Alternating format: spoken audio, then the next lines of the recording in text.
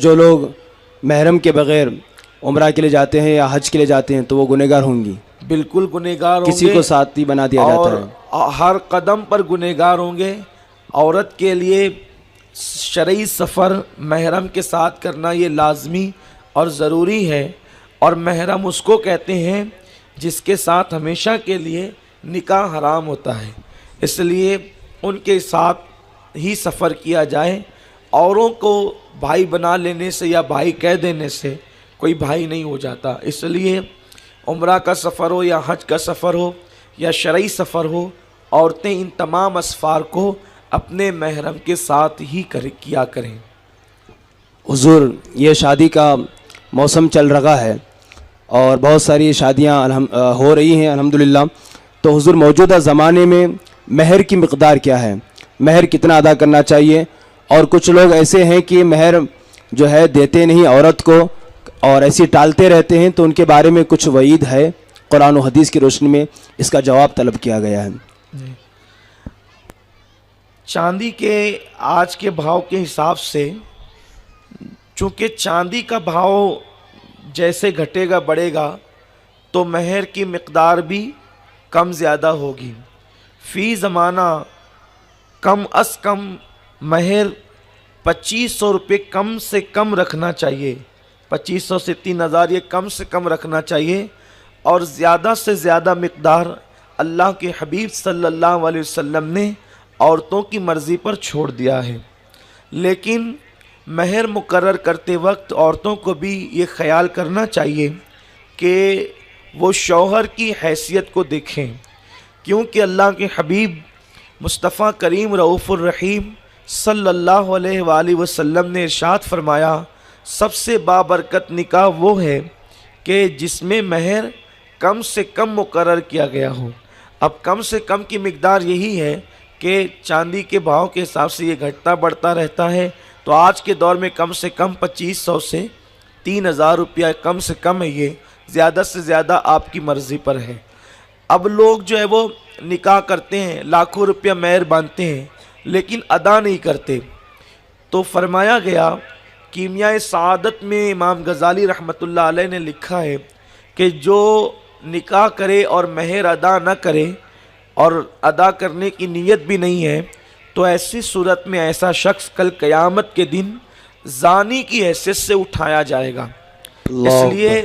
لوگوں کو چاہیے کہ وہ مہر ادا کریں، اور عورتیں بھی مہر کا مطالبہ کر سکتی ہیں،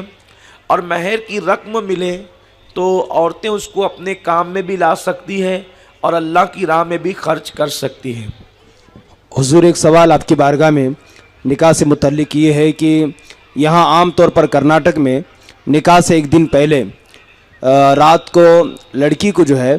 وہ گھر کے آنگن میں بٹھاتے ہیں اور اس کے ہاتھ میں، پیر میں، چہرے پر ہلدی وغیرہ لگاتے ہیں،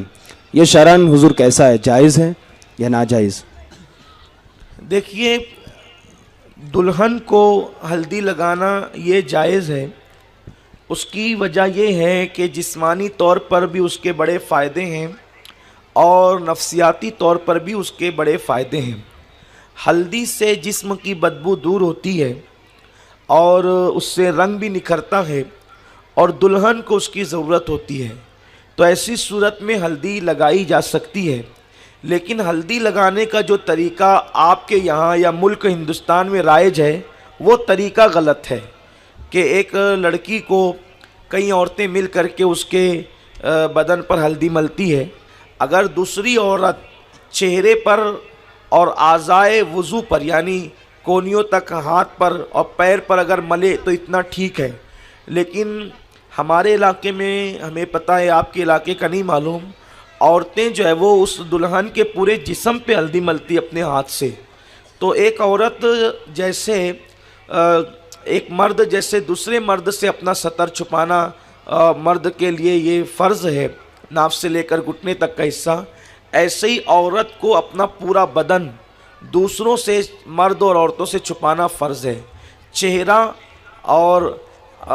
ہاتھ کونیوں تک اور پیر ٹکنوں تک،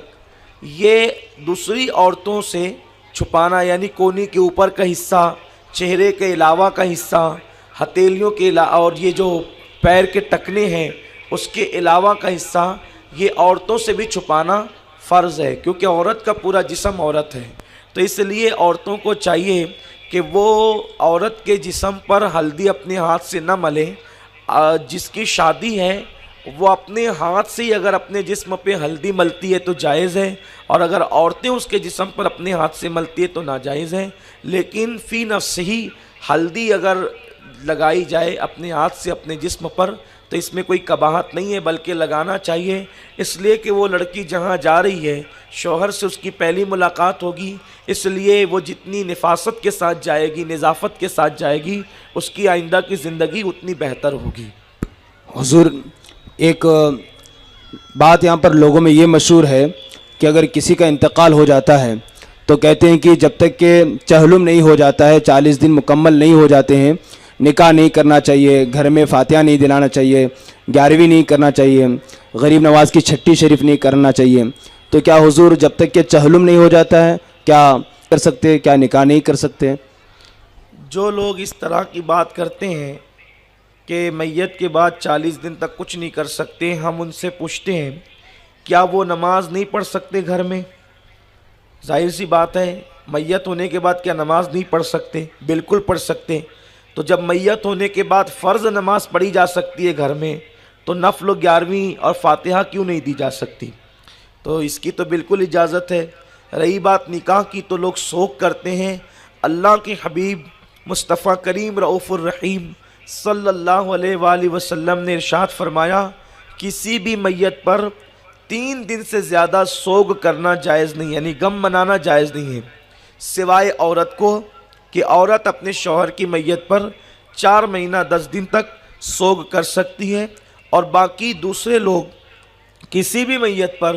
3 دن سے زیادہ سوگ کریں تو یہ ناجائز، وہ گناہ ہے۔ تو اس لیے شادی بھی ہو سکتی ہے، فاتحہ بھی ہو سکتی ہے، ختنہ بھی ہو سکتی ہے، ہر خوشی کا کام آپ 3 دن کے بعد کرنا چاہیں تو کر سکتے ہیں۔ 40 دن تک نہ کرنا یہ خالص جہالت ہے اور یہ بری بات ہے، ایسا بالکل نہیں ہے۔ اسی کے ضمن میں حضور کی بارگاہ میں ایک سوال یہ ہے کہ اپنے خاندان میں کچھ لوگ ہیں کہ وہ سالہ سال 11ویں شریف مناتے ہیں اور یہ عقیدہ رکھتے ہیں کہ اگر اس سال ہم نے 11ویں نہیں منائی تو کوئی نہ کوئی مصیبت ہم پر آ پڑے گی، تو 11ویں منانے کے لیے قرضہ لے کر کے 11ویں مناتے ہیں، چاہے اس کے لیے انہیں سود سے ہی پیسہ لینا کیوں نہ پڑے، لے کر کے 11ویں مناتے ہیں، اور ان کا عقیدہ یہ بنا ہوا ہوتا ہے کہ اگر ہم 11ویں نہیں منائیں گے تو ہمارے گھر میں کوئی مصیبت آئے گی۔ تو اس طرح کا عقیدہ رکھنا اور قرض لے کر کے 11ویں شریف منانا یا چھٹی شریف منانا شرعاً کیسا ہے؟ یہ بھی نامناسب ہے۔ آپ سے میں پوچھنا چاہتا ہوں، ہم یہ کیوں نہیں سوچتے کہ اگر نماز نہیں پڑھیں گے تو مصیبت میں مبتلا ہو جائیں گے، فرض نماز چھوڑتے ہیں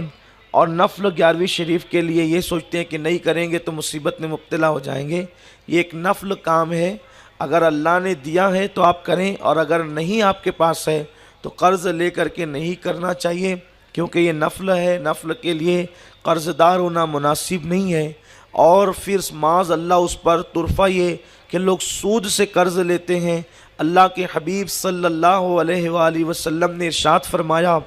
کہ جو سود لے اس پر بھی لعنت، جو سود دے اس پہ بھی لعنت، جو سود لکھے اس پہ بھی لعنت، جو گواہ بنے اس پہ بھی لعنت۔ تو اللہ کے حبیب صلی اللہ علیہ وسلم نے سود لینے اور دینے والوں پہ لعنت فرمائی ہے، تو آپ نے ایک نفل کام کے لیے اپنے سر لعنت لی، یہ کون سی عقل مندی ہے؟ اس لیے اللہ دے تو کریں، اور اگر نہیں ہو تو کوئی ضروری نہیں ہے کہ 11ویں کی دیگ پکائیں۔ 11ویں کا مطلب یہ نہیں ہے کہ دیگ ہی پکے، 11ویں کا مطلب یہ نہیں ہے کہ 50-100 لوگ کو دعوت ہی ہو۔ 11ویں شریف کی نیاز شکر پر بھی ہو سکتی ہے، 11ویں شریف کی نیاز گڑ پر بھی ہو سکتی ہے، 11ویں شریف کی نیاز چنوں پر بھی ہو سکتی ہے، 11ویں شریف کی نیاز ایک گلاس پانی پر بھی ہو سکتی ہے۔ غوث پاک کی بارگاہ میں تمہاری بریانی اور دیگیں نہیں پہنچتی، غوث پاک کی بارگاہ میں تمہاری نیتیں اور محبت پہنچا کرتی ہے۔ اس لیے جتنی اچھی نیت سے کرو گے، ہمارے مٹکوں میں تو پانی موجود ہی رہتا ہے، تو پھر ہم سود لے کر کے 11ویں کیوں کریں؟ ایک گلاس پانی رکھ دیں اور اسی پر فاتحہ پڑھ دیں، ہو گئی 11ویں۔ 11ویں کے لیے کوئی لازمی ہے کہ ہم معاذ اللہ شوبازی ہی کریں، بلکہ اس سلسلے میں اپنی بہنوں کی اصلاح کے لیے ایک حکایت پڑھتا ہوں۔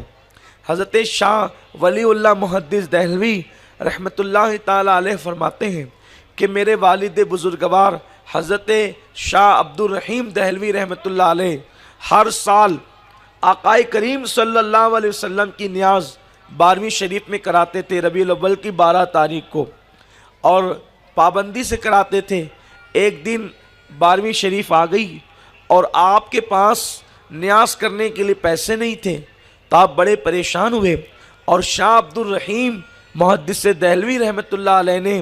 گھر میں بھنے ہوئے چنے تھے، اسی پہ فاتحہ پڑھ دی، اور صدمہ تھا کہ میں کوئی لذیذ اور کوئی اچھی ڈش نہیں بنا سکا اس مرتبہ 12ویں شریف پر میلاد کے موقع پر۔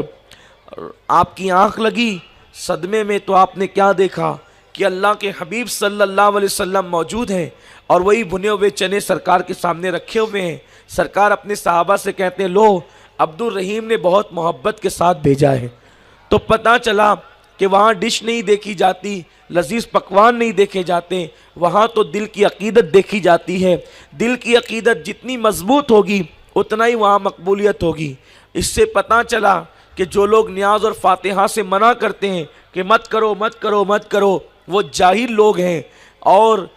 محدثین کا، اولیاء کا یہ طریقہ ہے کہ وہ ہمیشہ سے نیاز فاتحہ کرتے آ رہے ہیں۔ اس لیے اگر ہم چاہتے ہیں کہ ہمارے گھروں میں برکتوں کا نزول ہو تو اللہ نے دیا ہے، تو ہم بھی غوث پاک کی، غریب نواز کی، پنجتن پاک کی، بزرگوں کی نیاز کریں تاکہ اس کی برکتیں اللہ ہمیں نصیبت فرمائیں۔